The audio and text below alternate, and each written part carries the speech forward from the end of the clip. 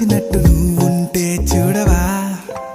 మంచువాన నన్ను ముంచనంట, వాన విల్లు మీద ఇల్లు కట్టెనెవ్వరంట.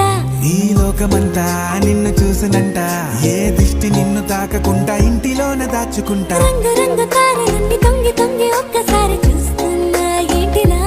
ఆ పైన లేని వెన్నెలంత నేల మీదకొచ్చినట్టు నువ్వు